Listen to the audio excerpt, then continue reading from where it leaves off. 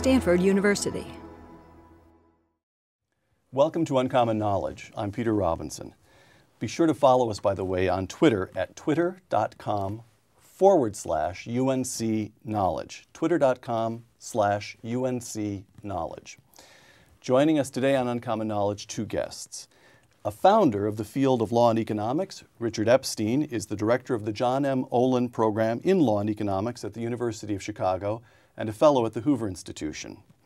A former Undersecretary of the Treasury for International Affairs, John Taylor, is a fellow at the Hoover Institution and a professor of economics at Stanford. Our topic, are we all Keynesians now? Gentlemen, to get us started, listen to this. Nobel Prize-winning economist Paul Samuelson, last January, just about a year before his death, quote, "We see how utterly mistaken was the Milton Friedman notion that a market system can regulate itself. The Keynesian idea is once again accepted that fiscal policy and deficit spending have a major role to play in guiding a market economy." For now, just answer true or false. False. Richard? Very false. Excellent. We like the unambiguous here in Uncommon Knowledge. Segment one, a tale of 2 decades. Let's begin, John. Explain to me as a layman, as succinctly as possible, the difference between Friedman's approach and Keynes' approach. Those are the two leading personalities. Friedman emphasized the advantages of free markets, the power of free markets, but also that you can control the ups and downs in the economy by controlling the money supply. Keynes, much more interventionist, emphasized the role of government and thought that fiscal policy interventions were necessary to stabilize the economy. Okay, so Milton Friedman, whom you both knew, and Yes, and Milton Friedman, government, keep your hands off. Money supply should grow at some reasonable, more or less predictable rate. Yes. Yes. Okay. But now the key thing to understand about Milton's thing, this is a contribution which is not talking about how markets operates, but how governments ought to operate in order to make markets possible. And his basic view was that the less discretion you have in the way in which the money supply or in governments go, the easier it is for private actors to behave because the level of uncertainty which would otherwise interfere with private transactions is going to be reduced. So he is essentially, in political terms, a classical liberal who tries to find ways to take what might otherwise be discretionary public functions and turn them into ministerial ones, leaving the discretion on the private side. Got it. Okay, now to 2 decades. Decade number one, unemployment at almost 8%, inflation at more than 14%, a typical home mortgage running at more than 20%, the economy contracting at an annual rate of more than 7%. And the date is late 1979. What caused the stagflation of the 1970s, John? I think monetary policy just got behind the curve and let inflation pick up, stamped on the brakes, let inflation pick up again, stamped on the brakes. So you had a boom-bust cycle repeated Monetary several policy. times. Give me this is very briefly the kind of infrastructure underlying that term monetary policy. The Federal Reserve in Washington does what? It controls the money supply, which affects interest rates. We now think of the central bank as deciding what the interest rate will be. If they hold interest rates too low, inflation picks up, and then they have to raise interest rates, and that causes a recession. Do you want to say exclusively money supply was out of whack during the 70s, or do you want to say the government expanded too much, or tax rates were wrong, or?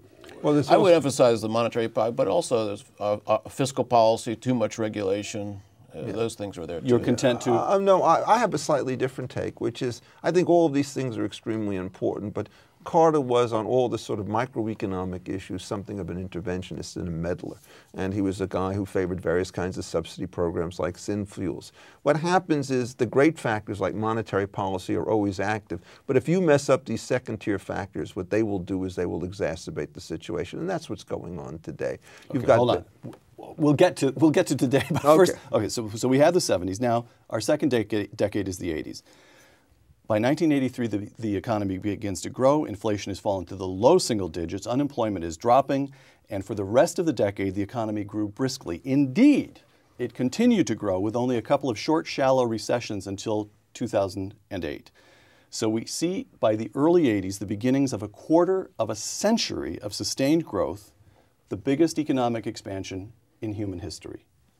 What caused that? Just the reverse of what caused the first part. Keeping inflation under control, prevented those booms and busts by monetary policy. We also reduced marginal tax rates significantly. The role of government was more predictable rather than more interventionist. Those were the things that I would point to. Okay, so now what John is saying is what this layman thought, which is to say that the actual lived experience of recent American history enabled us to get someplace. We understood what to do, and in the 80s we did it. Clinton ratified most of it. You keep tax rates relatively low, you keep the money supply growing at a more or less predictable, modest rate, and things are fine, right? Well, you also wanted to understand that Reagan was not in favor of new initiatives in regulation. There was also a vast improvement in antitrust period in that time, when the ability to have private transactions without government interference started to increase. So both of these sides, the micro-regulation and the macro stuff, were in harmony. And Clinton, of course, was also favored by the fact that he had a Republican Congress, so that when he had initiatives going through, they were welfare reform and they were open trade with NAFTA and so forth, which tended to push the approach. Can I just ask you then, would the two of you agree with the simple premise that between the 70s and the 80s and then the continued growth through the 90s, we actually we got as close to a control experiment as the social sciences ever can encounter, right? I agree, 100%. Yeah, we actually got someplace, right? Yes, I mean, look, I think what's so ironic about the Samuelson quote is that the dangers that took place in the second Bush administration is we started to unravel some of these things. Okay. Sarbanes-Oxley, for example, is a classic illustration of that. All right, so which brings us, of course, to segment 2, what went wrong? Beginning in 2007, you've got housing values are starting to decline. Then last year, 2008, we get waves of defaults on subprime mortgages, which cause havoc in the financial system. Major banks collapse or nearly collapse. And a year later, we're still in a recession with unemployment at more than 10%. Well, what happened? Well, but I don't want your narrative first. I'm going to try out a couple of narratives that this layman has discovered in the popular press and have you comment on them. And then I'll get to your narrative, Richard. In particular, the text for this segment is John Cassidy's article in the first week of January 5th, as I recall, edition of The New Yorker, where John Cassidy, journalist, goes to the University of Chicago, Milton Friedman's intellectual home, and talks to some economists and to one non-economist, a fellow founder with you of the law and economics field, Judge Richard Posner. And Cassidy sums it up as follows, quote, largely as a result of misguided efforts to extend deregulation to the finance industry, we have experienced the biggest economic blow-up since the 1930s, close quote. Grade that about analysis. a B minus C plus. And the explanation, I think, would be as follows. I do think they made one serious mistake. Who's they? In this case, it was Lawrence Summers and so forth and Robert Rubin. They got rid of the margin requirements under Bush with respect to various kinds of shadow banking transactions, and that probably was too risky. But the other features, which were much more important, were the way in which Fannie Mae and Freddie Mae, mark-to-market, all of which were government regulation. On the first part, what they did is they really juiced up the financial markets, both on the private and the public side. Cassidy noted, well, private banks are doing this as well, but they were under tremendous government pressure to make the kinds of loans that made no sense. And then in the end, the bubble burst for the traditional reasons. So my view about this period is that it's wrong to say it was a deregulatory period. It was a case in which Republicans lost faith with their previous views and the Democrats took over the ascendancy. John, let me stay with Richard for one moment longer. I quote to you your friend, Richard Posner, now a federal judge, who earlier this year published a book called A Failure of Capitalism. Quote, we are learning that we need a more active and intelligent government to keep our model of a capitalist economy from running off the rails. Posner also, in an article in the New Republic, praised John Maynard Keynes' 1936 book, General Theory of Employment, Interest, and Money, quoting Posner, despite its antiquity, it is the best guide we have to the crisis, close quote. Now you, lawyer that you are, explicate for me Posner's position in making the strongest case for his position that you can. Well, I mean, it goes back to the previous statement. If you treat the breakdown in the current system as being a failure of private institutions to equilibrate on matters of risk, then the only choice you have is government. Clearly, you don't want to have a dumb government, so you may as well have a smart government. And what Posner said in that article, which I regard as quite bizarre, is that the moment you engage in the stimulus-type activities, it shows that governments care. The way I look at it is you either have public or private creation of jobs. Governments will create a few jobs and destroy many more. private people will create jobs that produce benefits. I mean, you could create jobs digging oil wells with spoons, and that's a job, but it gets you a higher rate of unemployment. So the prediction would be the more the stimulus you have, the higher the rate of unemployment. John, in the first segment we said that between the 70s and the 80s, we actually feel we're getting someplace. We have this financial crisis, and quite a lot of members of your profession, economists, proved to my mind remarkably willing to toss Milton Friedman and the experience of a quarter of a century and more overboard. Case in point is Richard Posner, who had been a stout Friedmanite and monetarist before then. So can you, again, I want to get to your views obviously, but what is going on in their minds? What is the case that they see that causes them to toss what seems more than a quarter of a century of experience overboard? I think that they're not realizing the big change that happened in policy. Very low interest rates, for example, by the Fed, didn't perceive that as early as other people did. They sort of saw this as a big recession and wanted to do fiscal policy instead, so they used that, we need something special. But I think they're wrong. I think it's basically, if this pattern is so clear, bad policy in the 70s, not good results. Good policy in the 80s, 90s, good results. And then getting off track in the recent period, bad results. Okay, so give me then, as tightly as you can, your analysis of what caused the financial crisis of '08 and continues to cause the recession today. It got started with very low interest rates in 2002, 3, 4, much different than the kind of policies in the 80s and 90s. That stimulated and accelerated this housing boom and other risk-taking, and when it crashed, we basically had the defaults and the problems with the banks. It was accentuated by other government policies, in my view. Richard mentioned Fannie and Freddie as part of this, encouraging subprime mortgages, encouraging extra risk-taking. But I would go on as when things got really bad, we saw there was a problem in the banks. It was misdiagnosed as a liquidity problem, just pump more money and it would be fine. And then finally, in the real panic of 2008, really a lot of intervention, a lot of attempts to intervene with particular firms. And I think that scared people, caused the panic. Yeah. So those three things. So let me see if you would both subscribe to this simple summary. We have essentially two competing narratives for what happened. And one narrative, to which Judge Posner seems to have subscribed, and Lord knows lots of the other economists have subscribed, is that in one way or another, the markets failed. Well, let me give you an illustration. Hold on. And the other narrative is, as John just suggested, the government messed it up. At a minimum, the government created the conditions through loose money that made the financial crisis much more likely, if not indeed probable.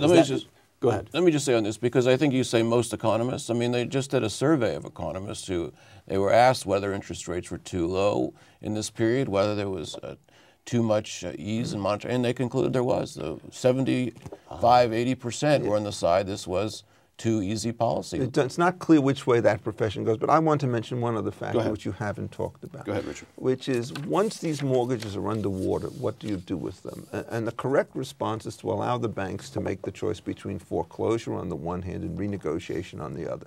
In many cases, the people who bought these premises paid very little down, and a foreclosure is nothing more dramatic than being told that you can't renew your lease. The moment you keep these mortgages alive, the property prices can't go back down to their natural levels. The properties deteriorate under the management, and banks thinking about future loans will recognize that if they can't be sure that they can get their money back in the terms that they want, they won't lend. And so these policies, in effect, at the micro level, have made it clear that it's much wiser for a bank, which could borrow very cheaply from the Fed, to lend it back to the Fed at a higher rate. So you're not going to get any kind of lending unless and until you strengthen the guarantee. So the market failure I'm talking about is the complete disruption of the mortgage market, which has been done through all sorts of government regulations. Okay. Always a failure. Okay. On to segment 3, which is to take the analysis down to one deeper level of specificity or granularity.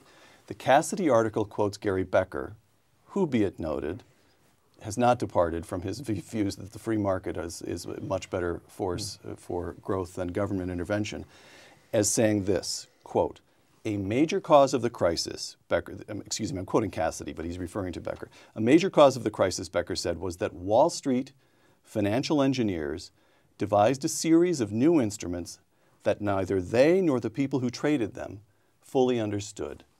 Close quote.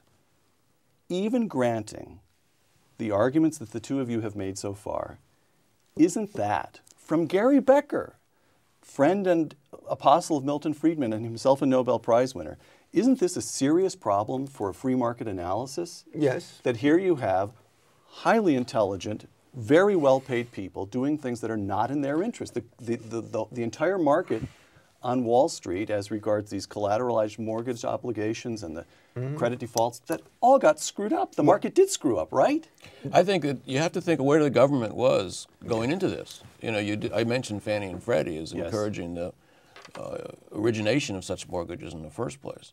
And then you have to think about, we had this sense of what would the government do if there was a problem. And I think the expectation the government would come in and bail out, as in fact they did, reduce the efforts that people made to look at the complexity of these instruments. Plus, we were helping the rating agencies by giving them specific endorsement on the government side. So I think it was a lot of things. I want to say people make mistakes in the private sector every day. There's firms in this Silicon Valley where we're sitting, firms fail.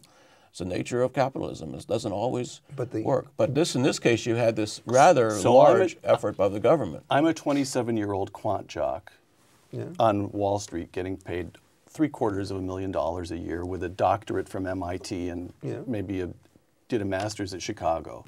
And I say, wow, fiddling with my computer, my Bloomberg, there are ways of slicing and dicing these mortgages. We can create entirely new products. And then I go to my risk control officer, and the risk control officer says to himself, at some level, he either senses this or he understands it explicitly, money is loose. The government is encouraging Freddie and Fannie to create and sustain a market in subprime mortgages, meaning the whole mortgage market is going wild.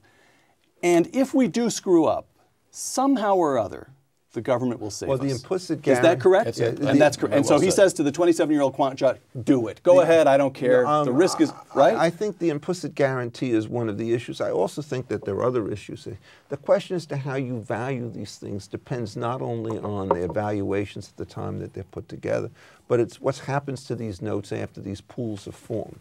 So if you change the regulation that deals, for example, with foreclosure, the properties of the notes 6 months into these deals is very different from the ones that they were before. And so again, it's a question of anything that you do with respect to an underlying interest will work its way through all of these things. The second problem, which I think is a technical one, which people won't make again, is I think they were implicitly using normal distributions with very low probabilities at the tails. And in a world of high degrees of government regulation, essentially you have to assume that something which is 4 standard deviations from the median is going to be more likely to happen than it would have been in an unregulated situation. So they got the risk profiles of these. Well, that's it, in part because Richard, they don't understand. Let me return to you, though. No. You said earlier, in our previous segment, you said when the mortgages start to go underwater, the correct response is to leave it to the banks to make the decision whether to foreclose or renegotiate. But that's part of the point. Nobody could figure out who held these mortgages. Well, these things have been sliced and diced and sold away from your local home savings and loan through some huge instrument. You could end up with Hong Kong, some bank in Hong Kong holding, right? So how do you renegotiate? No. What happens is when they do these syndications in the first place, what happens is you create somebody who does have the powers for renegotiation. But what they did is they underpowered that process, and they overpowered the rights to withdraw as an effort to induce people to come in. The next generation of these transactions will cut down on the withdrawal rights, and they will improve the degree of control for renegotiation. Yes, of course. On the regulation issue, I mean, there was lots of regulations out there that weren't being enforced very well. Think about the banks, the most heavily regulated part of our financial system. And then you had this toxic assets or these off-balance sheet vehicles, which the regulators didn't bring attention to. So it seems to me if you want to think about regulation as a problem, it was the laws on the books were not being enforced properly, and that's the worst thing you do. So you don't know what the rules are. Oh, I see. Okay, so it's the uncertainty that introduces into the marketplace, that the bankers don't know what they're going to... But what can they get away with? Then, of course, you have people who are investing in the banks thinking they're being regulated, and they're not being regulated properly. I think that's a very serious problem. And also the rating issues are very serious. If you have monopoly rating, it can cause these problems. One more argument that it strikes me as a layman represents a problem for the free market analysis is this notion of systemic risk. Again, Cassidy quotes Gary Becker as saying that we, the University of Chicago, and Gary says, I, Gary Becker, did not understand the nature of the systemic risk. Yes, well, that is true. That is the way to say the way these instruments got in everybody's portfolios. So when one card goes down, or one domino goes down, it knocks down all these institutions at once, right? Yes, but the problem about it is the source of the systemic risk private panic, or is it government regulation? And the mark-to-market type features, which says that you have to reevaluate your portfolio and liquidate some portion of it under circumstances where you don't meet standard requirements, were both government regulations and on private side. And what it did is it created just that cascade. Selling to a market only makes sense if it's randomized. The moment the risks are highly correlated, nobody will buy because they know if you're selling today, it's going to lower the market, which means that somebody else is going to be in default tomorrow, which means you may as well wait. And this cycle essentially went all the way down until you got to the last stage where the only person could buy would be the government because they didn't have to mark to market. I think the systemic risk point is ill-defined and can be used to encourage government intervention when it's not needed. So I don't agree with Gary in this respect. Give me an example of how it could be used. Well, I could financial firm, say Bear Stearns, way back in the spring of 2008, says our creditors are not going to be taken care of, so they're going to pull their money out of other banks. We got to save Bear Stearns without any evidence. Okay. Or even take Lehman. Lehman did go through bankruptcy, and it was viewed as one of the sources of the panic. When I look at the data, that was not really where things got worse. It was later when the government intervened and I think scared people. So a shrewd banker, some big shot on Wall Street, can call Tim Geithner's successor at the New York Fed and scare him to death using the systemic risk argument. It's like calling for a fire, but we know what fire is, we don't know what systemic risk is. Let me give you another illustration. Okay, there is quickly on this one, Richard. Something known as the Miller-Moore Amendment, which is being proposed, which with respect to the short-term repo market, overnight loans, is going to allow the government to give it a haircut. That will wreck that particular market. It is a classic form of potential systemic risk, but it's through government regulation, which affects all of these bonds. Okay. Segment 4. How did we do? Let's grade our leaders. In this case, at the moment of the credit catastrophe, so we're talking about autumn of 2008 here. George W. Bush. Before leaving office, he signs into law the $700 billion Troubled Asset Relief Program, or TARP. The main problem with the TARP, in my view, was the clumsy, chaotic rollout, where the chairman of the Fed and the secretary of the Treasury asked for $700 billion, just 2.5 pages of draft legislation, no discussion of oversight, lots of criticism from the Congress, and that actually, I think, just made it clear to people that there really wasn't a plan. It wasn't a way to deal with this. It took for three weeks, the S&P 500 nosedives by 28%. Were you shocked that at the time of the crisis, Treasury Secretary Paulson and Fed Chairman Bernanke seemed so obviously to be improvising? That is to say, we believe, at least I suppose, I like to believe that the Pentagon has in file drawers across the building war plans for all kinds of contingencies. The housing market had been sinking for months, and Bernanke and Paulson don't seem to have am I right about that? I'm surprised. The more I read about it and talk to people, I'm continuing to be surprised because I think really by the summer of 2007, it was clear there were problems in these financial institutions. But here we are into September 2008.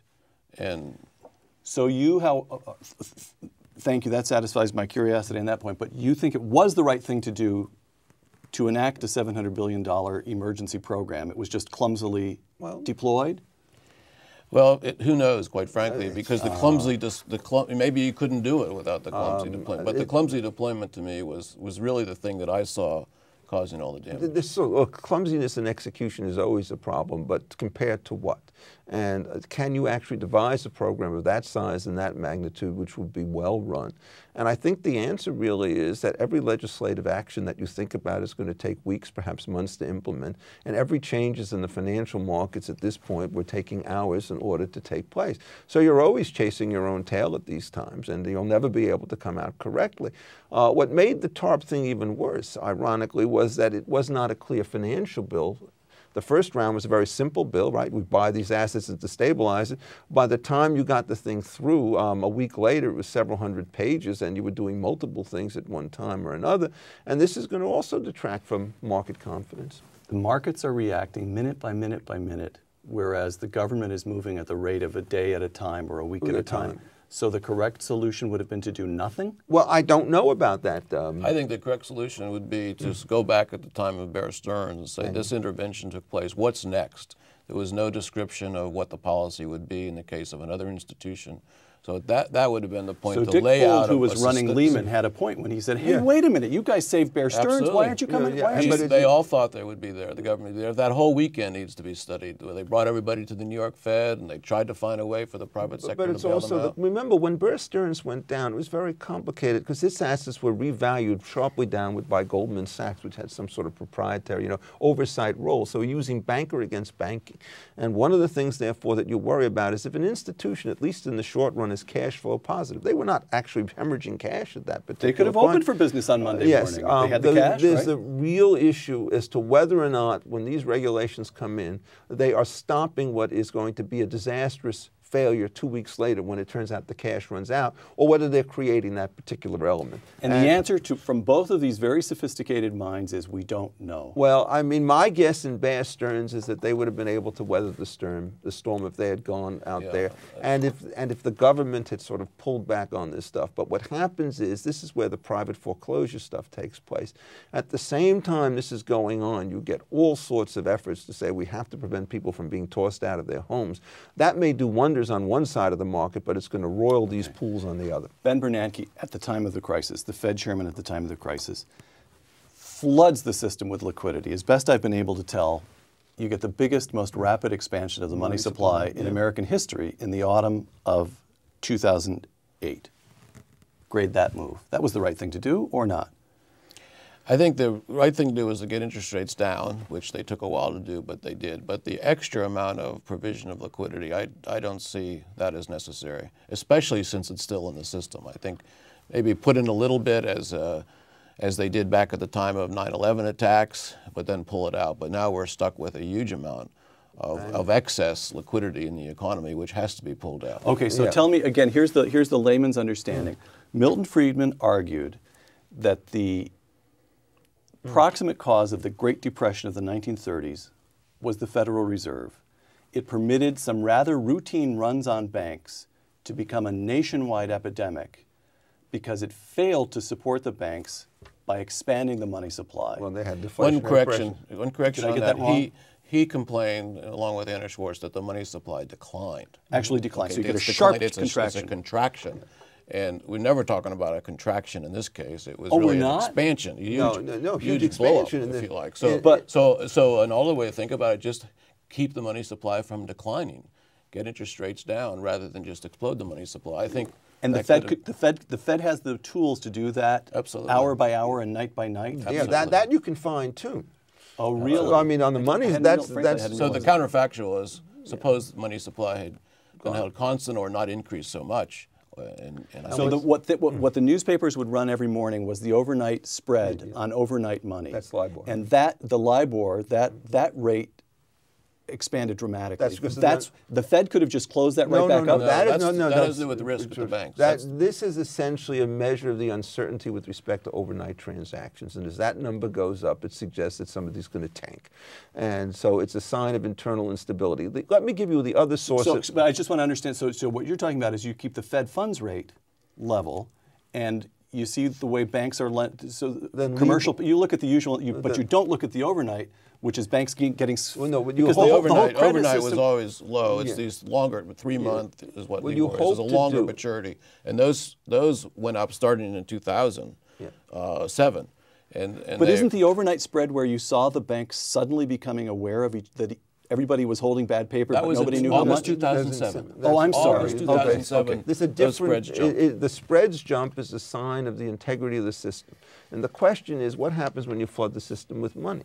Well, you know you're going to have to bail it out, or there will be an inflation somewhere there. The question is, if these guys are putting it in this inept fashion, how good are they going to be to take it out? So you run a very odd financial system in which you have simultaneous risks of deflation and inflation on a timing situation. And so what do people do? They tend to pull back from long-term commercial transactions. That slows up the new real estate market. That slows up the hiring market. At the same time, you get labor regulation and pension regulation and healthcare regulation that's being proposed, which make that market more precarious. So you get major contractions in real estate, major contractions in labor. The stimulus program addresses none of the microeconomic stuff on this, and you see the current situation emerging. I mean, neoclassical theory explains it pretty well. Segment 5, our final segment, continuing to grade the main actors here. The first year of Obama, and you just raised this. You gave us the danger of, let me just put it, Ben Bernanke, we just discussed how the Fed chairman behaved during the crisis. During the past year, he's keeping interest rates low, and he's purchased about $1.5 trillion in longer-term Treasury bonds and housing agency securities, which is an expansion in the money supply that former OMB director David Stockman called, quote, an unprecedented exercise in market rigging with printing press money, a truly insane monetary policy. John? Keeping interest rates down is fine, but these interventions into particular markets, whether it's mortgages, whether it's AIG, that's the troublesome part. And I don't agree with that.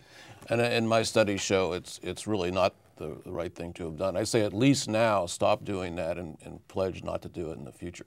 And so, question, Bernanke and the Fed have been arguing in recent weeks that Congress is putting them under undue political pressure.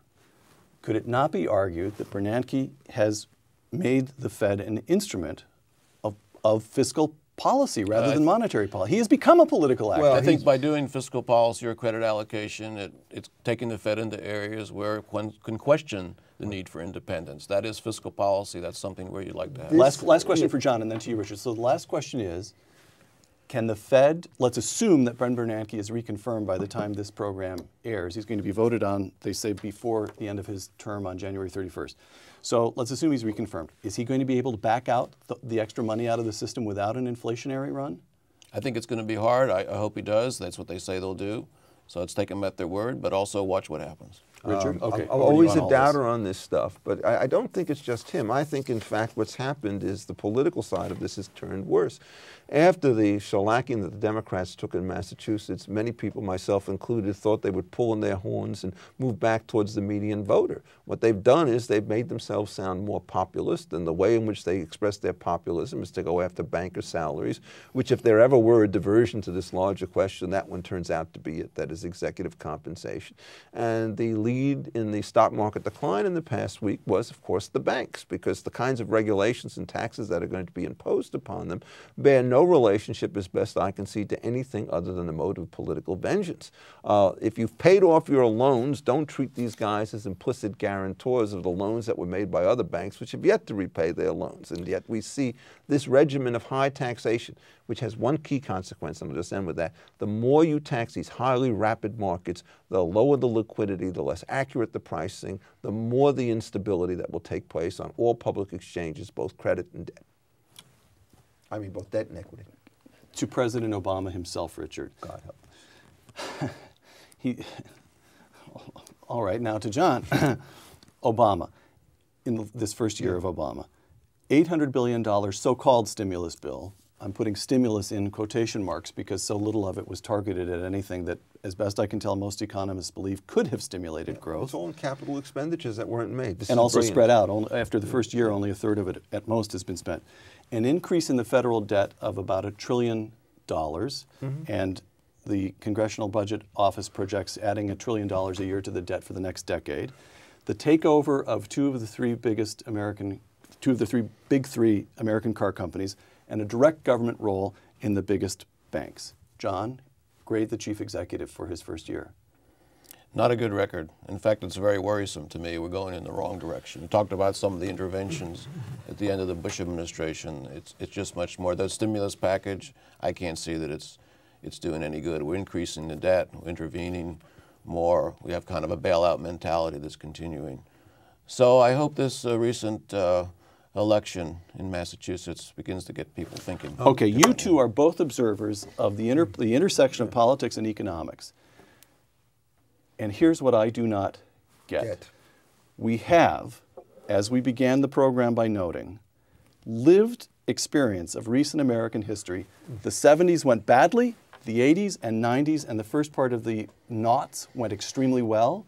We know the policy that typified the 70s. We know the policy of deregulation and lower taxes and stable, relatively stable money expansion.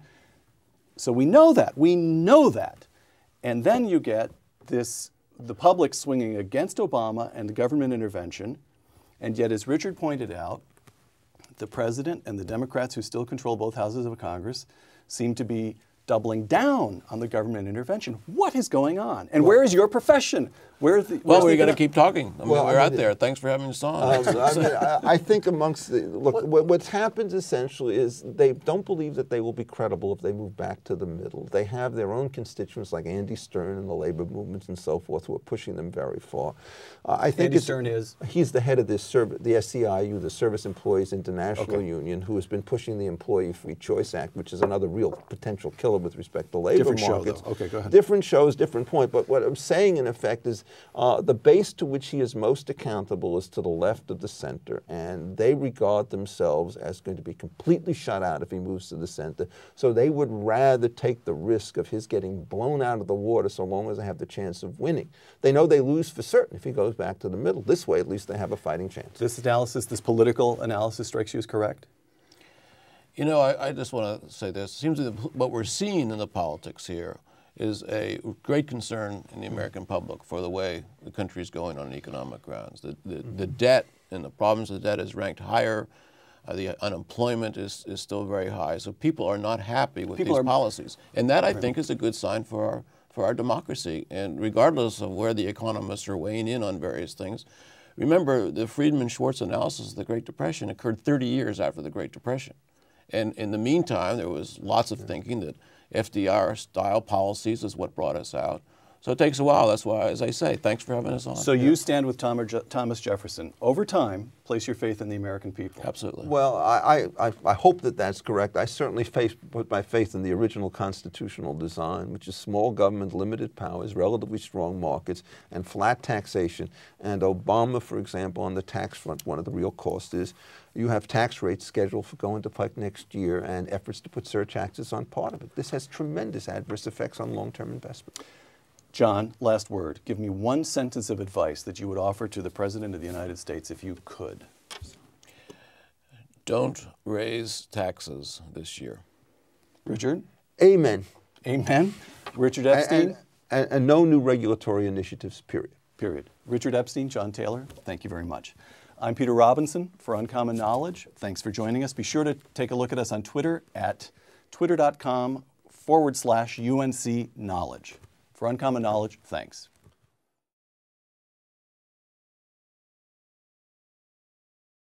For more, please visit us at stanford.edu.